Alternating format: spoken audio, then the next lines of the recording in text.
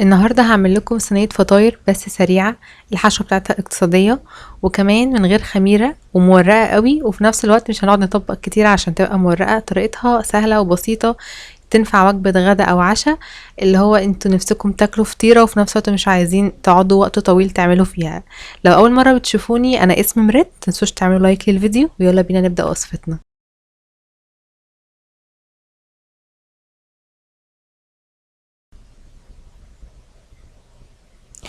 اول حاجة هحتاج ل4 كوبايات من الدقيق الخاص بالمعجنات او دقيق لكل الاغراض.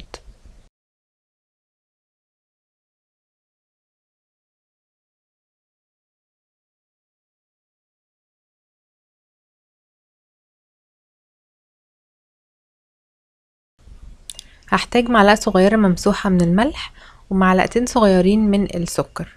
الوصفة دي مفيهاش خميرة، مفيهاش بيكنج باودر، هي عبارة عن دقيق ومية وحبة زيت هنحطهم في الاخر، هقولكم مقدارهم ايه. فعجينة الفطاير سهلة جدا. بالنسبة للمية هضيف كوبايتين من المية الدافية.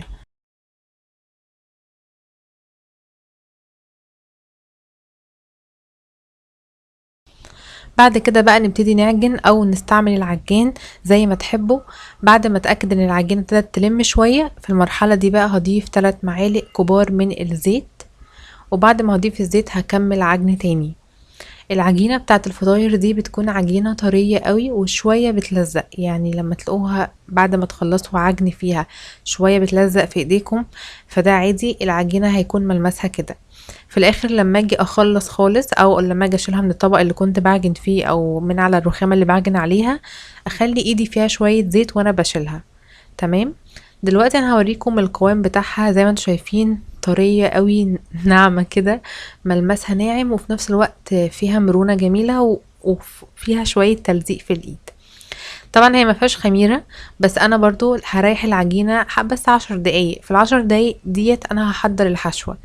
بالنسبة للحشوة اللي انا هستعملها، هتكون هستعمل صدق وشوية خضار. تمام. طبعا لما اجي اريح العجينة انا يعني هقسمها لقطع. شوفوا الصينية اللي انتوا هتستعملوها حجمها قد ايه، وهقسمها لقطع. تقريبا هتعمل معايا 9 وحدات 8 وحدات. هعملها كور واغطيها واسيبها ترتاح على بال ما تحضروا الحشوة بتاعتها.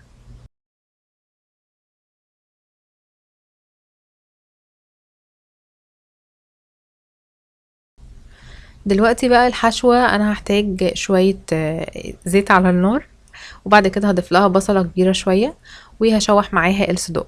تقدروا بقى، مش محتاجة اقول لكم تعملوا اي حشوة انتوا تحبوها. انا بالنسبة لي ديت كانت يعني سريعة، والصدوق مش بياخد وقت على النار.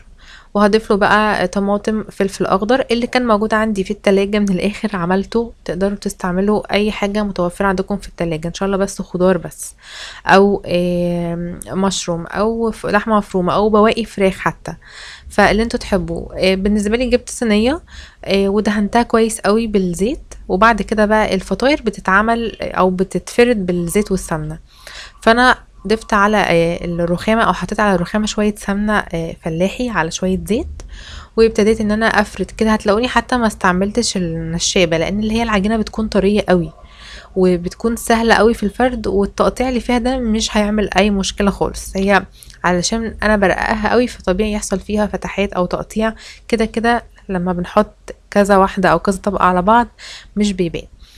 انا بقى عجباني الطريقه دي، او ما اقدرش اقول انا اخترعتها، يعني انا كنت قاعده نفسي في فطيره في نفس الوقت مكسله ان انا اقعد افرد واطبق واحشي وبتاع، فقلت اعملها كلها في صينيه واحده. فانا يعني مثلا لو انا معايا 8 وحدات او 8 وحدات من العجين يعني، فانا عملت 4 فردتهم فوق بعض، بين كل واحده وواحده بدهن شويه برضو من السمنه او الزيت، وبعد كده هحط الحشوه، وبعد ما احط الحشوة هكمل فرد الباقيين.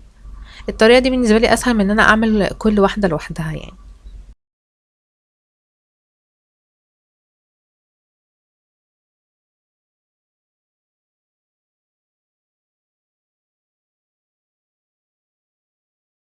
هنا بقى هضيف الحشوة بتاعتي اللي هي الصدق بالخضار. وبرضو حبيت اقول عشان انا ما قلتش في المقطع اللي فات ان انا الحشوة دي تحطوا عليها طبعا الملح، فلفل اسمر، يعني ما تحطوش فيها بهارات كتيرة، والصدق اصلا بيبقى فيه بهارات يعني. الخطوة دي اختياري. وبرضو حطيت شوية موزاريلا ورشة من الجبنة المبشورة اللي هي التركي، برضو كانوا موجودين عندي فحطيتهم.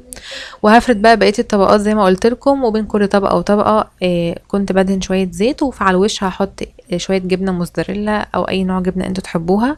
انا بس ما جبتش الخطوات وانا بفرد فيها للمرة التانية عشان خلاص انا شفته اول مرة، فمش محتاجة اطول الفيديو عن كده. وبس كده. في الوقت ده الفرن طبعا هيكون سخن، انا حطيته في الرف في النص في الفرن على درجة حرارة متوسطة. وبس لما اخد وش من فوق طلعتها من الفرن، كانت تحفة. مورقة من جوه، واحسن حاجة تتاكل طبعا وهي سخنة. وبس كده. هستناكم تجربوا الوصفة وتبعتولي تطبيقاتكم على الجروب بتاعي على الفيسبوك، بسيب كل اللينكات في صندوق الوصف تحت الفيديو. واشوفكم في وصفة جديدة، وباي باي.